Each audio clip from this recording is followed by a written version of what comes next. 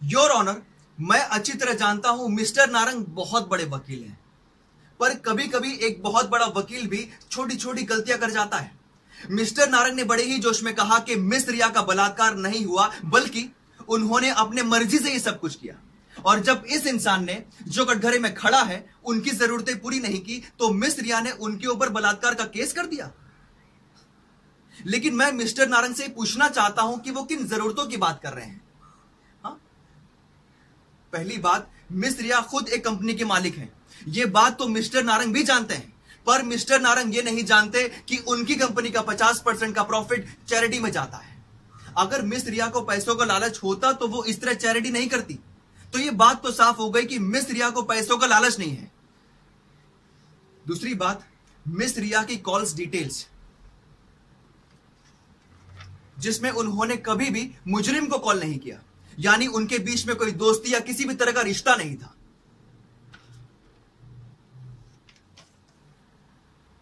तीसरी बात, जब से मिस रिया ने मार्केट में अपना नया प्रोडक्ट लॉन्च किया, तब से उनकी कंपनी के शेयर्स के दाम बहुत बढ़ गए और मिस्टर दिनेश की कंपनी के शेयर प्राइसेस बहुत नीचे चले गए। और ये वही प्रोडक्ट था जो मिस्टर दिनेश की कंपनी बनाती है। मतलब साफ है कि मिस्टर दिनेश की कंपनी को मिस रिया की कंपनी की वजह से बहुत नुकसान उठाना पड़ा। चौथी बात, मिस्टर दिनेश ने मिस रिया को 1 साल पहले धमकी दी थी कि वो उन्हें बर्बाद कर देंगे, जिसकी मिस रिया ने कंप्लेंट भी की थी, और ये रही उस कंप्लेंट की कॉपी। और अब जो मैं आखिरी सबूत देने जा रहा हूं, उसके बाद तो यह केस ही खत्म हो जाएगा। यह मिस्टर दिनेश की मेडिकल रिपोर्ट है, जिसमें लिखा है कि इन्हें मूड स्विंग्स की बीमारी है, इसीलिए इन्हें गुस्सा दिलाना ठीक नहीं होगा। योर ऑनर, यह केस एक तरफा है। मिस्टर दिनेश मिस रिया से बदला लेना चाहते थे।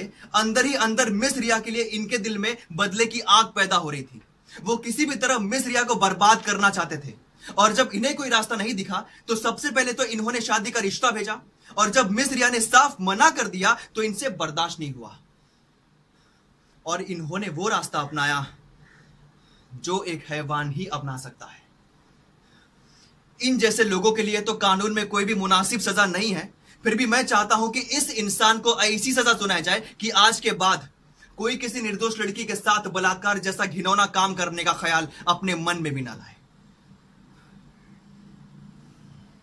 That's all your honour. Thank you. Your witness please.